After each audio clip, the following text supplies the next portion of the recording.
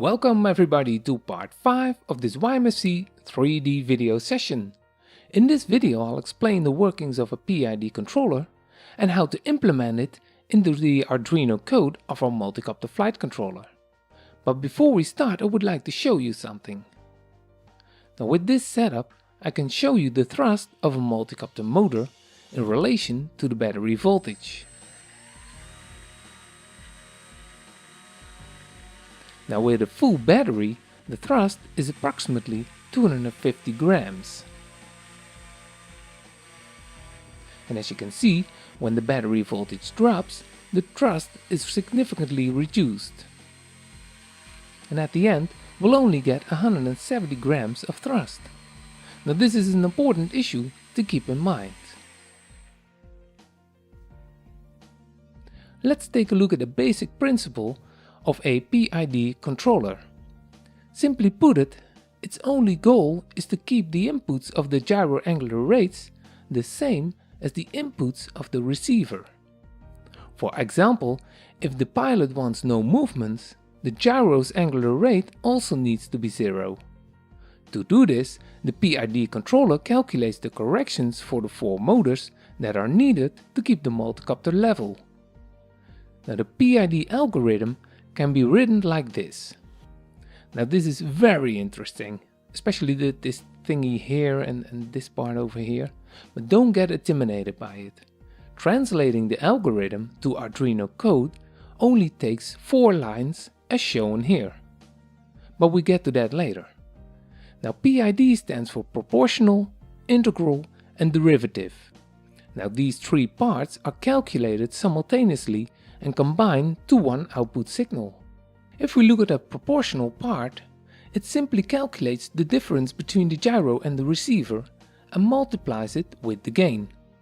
So if the pilot wants 0 movements, the receiver output is 0 degrees per second. When the gyro senses 10 degrees per second of movement, the output of the proportional controller is 10 if the gain is set to 1. The response of the output can be influenced by changing the gain. The integral controller calculates the difference between the gyro and the receiver and multiplies it with the gain. Now the result is added to the previous output of the integral controller. So if the receiver output is 0 and the gyro senses 10 degrees per second of movement, the output is 10 when the gain is set to 1. The next time the output will be 20, after that 30 and so on. The derivative controller calculates the current difference between the gyro and the receiver. The difference from the previous calculation is subtracted from the current difference and is multiplied with the gain. So when a receiver is set to 0 and the gyro's angular rate is 10 degrees per second, the current difference is 10. Now let's say that the previous difference also was 10, making the output of the derivative controller 0.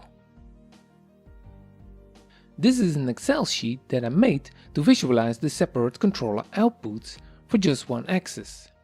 Now let's say the roll axis.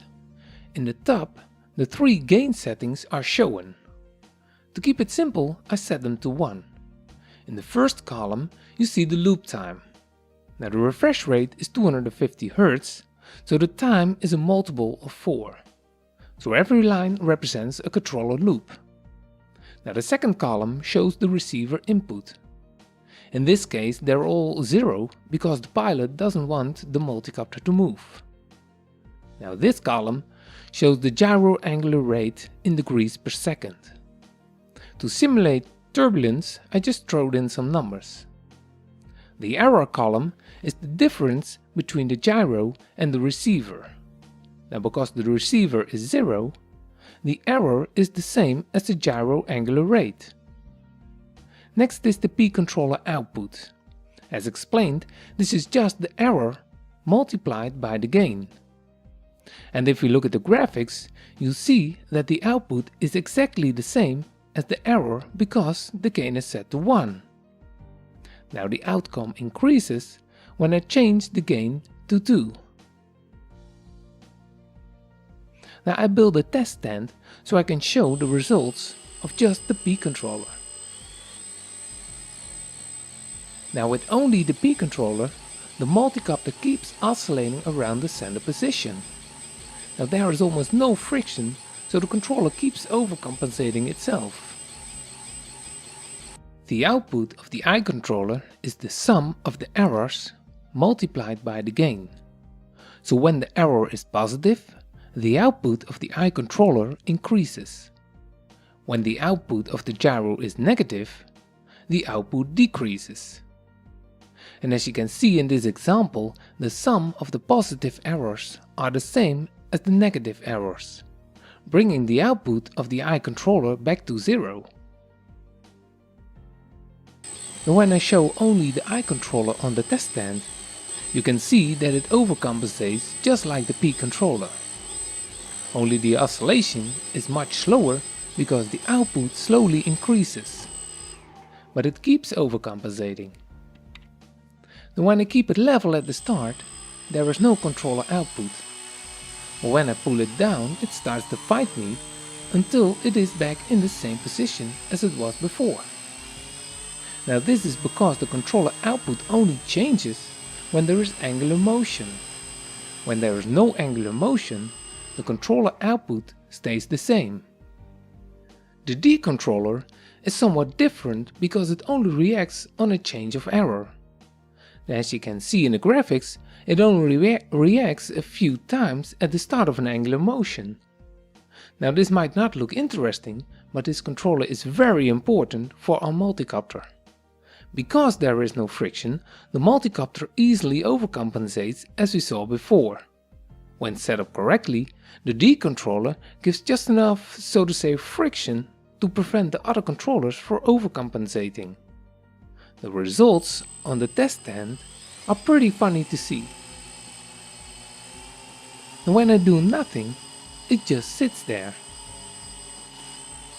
But when I start moving the arm, it fights the start, but when it is moving, it keeps moving because it doesn't want to slow down. Now you could simply say that the D controller just hates a change in angular motion. Before we implement the PID controller into the Arduino code, I'll show you some other parts of the code that we will need for the final program. In the beginning of this video I showed you that we need to compensate the voltage drop of the battery. And with the voltage divisor that I showed you in the first video, we get a 5V input on the analog input 0 with a full battery. Now in the setup routine, this line reads the analog input and calculates it to a readable value. When the program is running, we use a complementary filter to reduce noise. Now that we have our battery voltage, it is possible to turn on the LED if the battery voltage gets too low. Now all these parts are well commented, so I don't explain them in detail.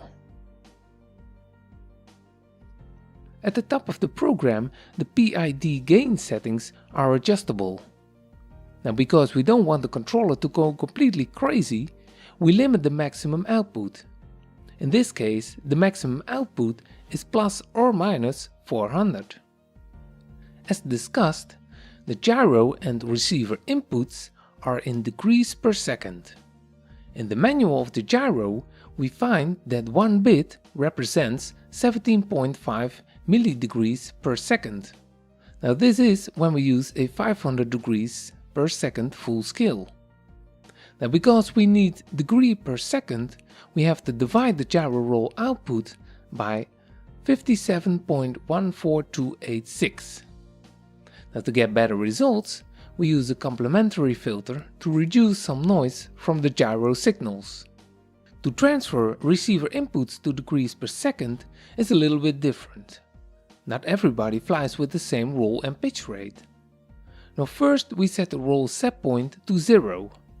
Now the receiver inputs fluctuates a little, so we need a little deadband.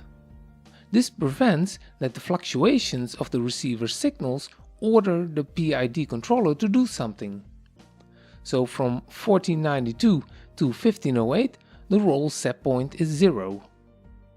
Now by dividing the receiver signals by 3, you get an approximate roll rate of 164 degrees per second.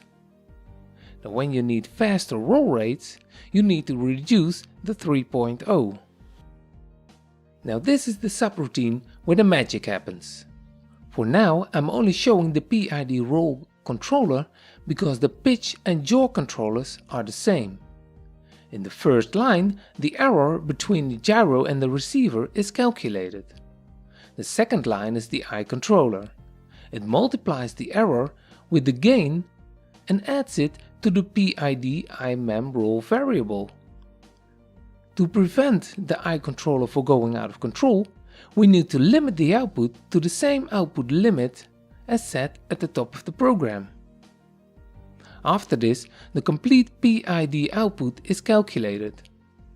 The P gain is multiplied with the error and the D gain is multiplied with the difference between the current error and the previous error. Again, the controller is limited with these two lines because the P or D controller may cause some extreme outputs. And last but not least, the current error is saved for the next calculation. Now I will show you the basic steps on how to set up the PID settings of this particular multicopter controller. Now if you are lucky, this might also work on other flight controllers. But my main goal is to set up the YMFC 3D flight controller. Before you start, balance the motors and props to get the best results.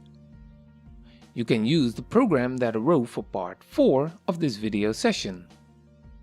Now before we start, we set a P gain of 1 for every gain. Hold the multicopter firmly in your hand and increase the throttle. Now you can feel if the controllers correct the multicopter in the right directions. If this is not the case, check the directions of the gyro with the program that I made for part 3. When the corrections are correct, set all the P gains back to 0. For now, we set a P gain of 3 and an I gain of 0.02 for the yaw. This basic setup will prevent the multicopter from yawing when we try to fly it.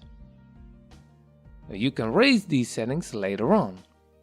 Setting a D gain for the yaw is not necessary because the yaw has much drag from the props. Now in contrast to others, I always begin with the D controller. You set the multicopter on a carpet or grass and raise the throttle up to the point it almost starts to hover. Increase the D gain up to the point that it becomes restless. Lower the D gain until it runs smooth again. On my multicopter, this is 20. Then lower it again with 25%, giving me a final setting of 15. Now start increasing the P gain in steps of 0.2. With a decent P gain, you should be able to fly the multicopter. Just keep it nice and low and increase the P gain until it starts to overcompensate. Lower this P gain by 50% and keep this as your basic P gain setting, giving me a final setting of 1.3.